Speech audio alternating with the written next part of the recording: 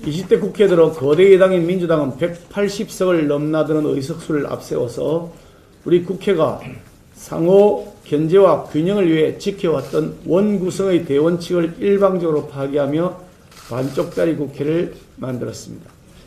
또한 청와대의 오더가 떨어지면 국회법과 절차, 협의의 정신은 완전히 무시된 채 일사불란하게 법안 강행 처리에 나서며 국회를 청와대 출장소로 전락시켰습니다.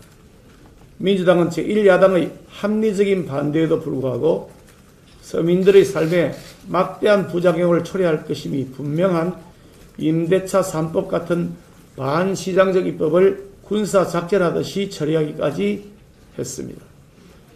제가 1년 전 국민의힘 원내대표로 취임할 때에는 이처럼 이미 행정, 입법, 사법 모든 권력을 장악해서 무서울 것이 전혀 없이 폭주하는 민주당의 횡포가 극에 달할 때였습니다. 그런 만큼 민주당과의 협상 과정은 결코 쉽지 않았습니다. 하지만 반민주적 폭거에 굴복하거나 타협해서는 안 된다는 원칙과 그 신념으로 협상에 임한 결과 21대 국회 출범 1년 만에 원구성을 정상적으로 합의 타결한 후 국회 운영을 정상화시켰습니다. 100여 석에 불과한 우리 국민의힘이 믿을 구석은 오로지 국민밖에 없었습니다. 민심에서 멀어지면 정권 교체는커녕 당의 존립 근거가 위협받는다는 믿음으로 모든 의사결정 과정에서 국민 여론을 반영하기 위해 노력했습니다. 주요 쟁점이나 현안이 발생하면 수시로 관련 시민단체와의 간담회, 의원간담회, 의원총회를 열어 민심을 수렴하고 필요할 때는 여론조사를 의뢰해서 민심의 추이를 파악했습니다. 당 국민소통센터로 접수되는 국민의견도 보고서를 통해 매일 확인했습니다. 또한 기자간담회 등을 통해 민심의 주요 창구인 언론인 여러분들과 소통하는 것은 물론 대장동 개발 비리게이트, 민주당 정권의 인사폭거, 공수처의 민간인 사찰, 공정한 대선 관리 요구 등에 대해서 제대로 된 제1야당의 목소리를 내었습니다.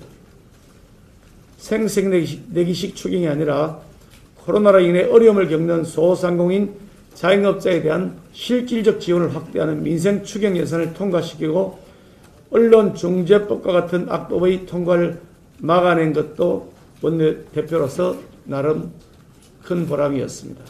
이제 한 달 뒤면 국민기도세계 새 정부가 출범합니다. 하지만 여소야대의 국회 상황을 생각할 때 결코 순탄치 않은 험난한 여정이 예상됩니다. 민주당은 인수위 단계부터 사사건건 새 정권 발목을 잡고 있으며 문재인 청와대 역시 기득권을 빼앗기지 않기 위해서인지 인수위와 각을 세우는 행태를 보이고 있습니다. 지방 권력 역시 민주당에 의해 거의 장악되어 있다시피 합니다. 가까운 서울시만 보더라도 민주당이 절대 다수인 서울시의회는 지난 1년간 시장의 고유 권한인 인사권을 침해하고 오시장표 정책 예산을 삭감하는 등 사사건건 발목을 잡고 있습니다. 우리 국회 역시 상황이 다르지 않습니다. 하지만 국회가 진영 논리에 사로잡혀 민생은 뒤로 한 채 힘자랑에만 몰두한다면 그로 인한 피해는 온전히 우리 국민들, 특히 사회적 약자와 서민들이 받게 됩니다. 이제는 진영 논리가 아닌 민생 논리로 여야가 경쟁해야 합니다. 의원 한 분 한 분은 특정 계파나 특정 정당의 대리인이 아니라 헌법기관으로서 민의의 대변자라는 사실을 잊어서는 안 됩니다.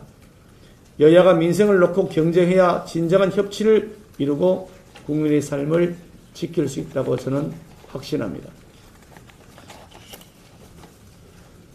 내로남불 기득권 지키기 반대를 위한 반대 대신에 상생, 민생, 후생 이 삼생 국회를 만들어 나가야 합니다. 이제 저는 원내대표로서 정권교체의 책무를 완수하고 감사한 마음으로 원내대표직을 내려놓습니다. 평의원으로 돌아가 윤석열 대통령의 안정적인 국정 운영과 민생 그리고 국민 행복, 더 자랑스러운 대한민국 만들기 위한 일에 미랄이 되겠습니다. 새 정부가 민심을 잘 받들어 순항할 수 있도록 지금도 마다하지 않을 것입니다. 무엇보다 다가오는 6.1 지방선거의 압도적 승리를 위해 온 힘을 다해 뛰겠습니다. 자만하거나 안주하지 않고 더 낮은 자세로 우리 국민의힘의 쇄신과 변화에 앞장서 나가겠습니다. 지난 1년간 보내주신 성원과 격려를 마음 깊이 새기면서 거듭 감사 인사를 드립니다. 여러분 덕분에 참으로 행복한 시간이었습니다. 고맙습니다.